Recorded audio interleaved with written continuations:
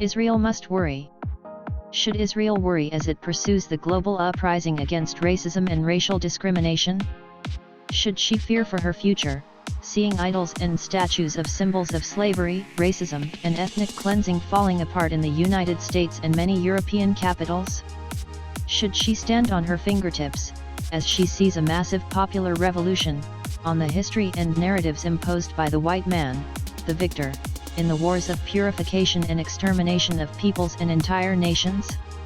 The founding narration of the State of Israel is no different from the narration establishing the greatest state in the world, crawled from immigrants and adventurers, including those searching for better opportunities in life, including prisoners and thieves, who flocked from different parts of the earth, to seize land that is not theirs, and deny the existence of its indigenous people, exposing them to all kinds of genocide and ethnic cleansing, and keeping those who remain in ghettos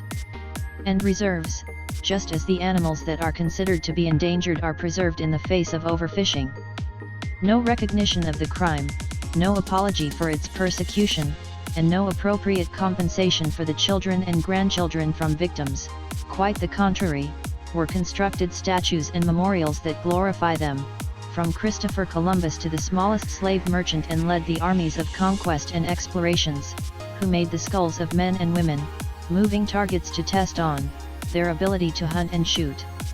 What is the difference between this story and the founding novel of Israel, a creep of immigrants and adventurers, starting from the end of the 19th century and does not stop until this day? Crimes of extermination and displacement of the owners of the land and its indigenous inhabitants based on the theory of a land without a people for a people without land, daily slavery of cheap Palestinian labor, and a system of racial discrimination in every detail of daily life.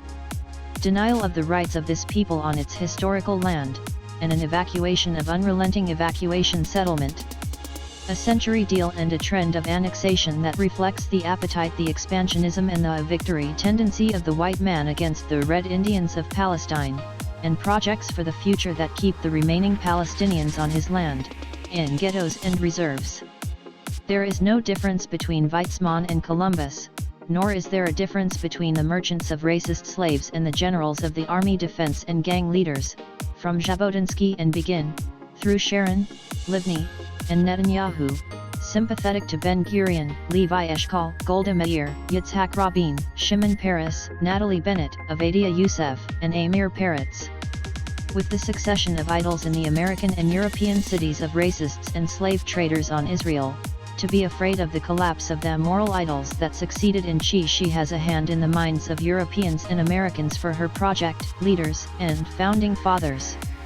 Not only should Israel fear its history after the West rose up against its history, it also has to fear for its future, because all its perceptions of future solutions to the Palestinian issue are comprehending the worst meanings of racism in its most ugly and immoral forms. The world is narrowing to racism today. After the George Floyd uprising, the world will be fed up with Israeli racism in the early days. The protests in America and Europe are more radical than the previous one this time.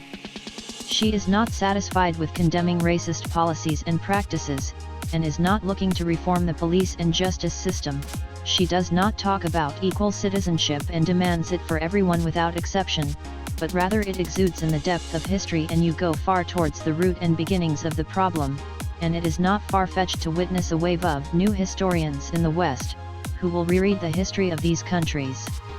It is not excluded that the phenomenon of new historians in Israel will expand and deepen and expand. To refute the colonial narration, official racism replaces it, the objective account of history, and then, we will see Arabs and Jews rushing to the streets and squares to overthrow the idols of racism, settlement, symbols of aggression and enslavement,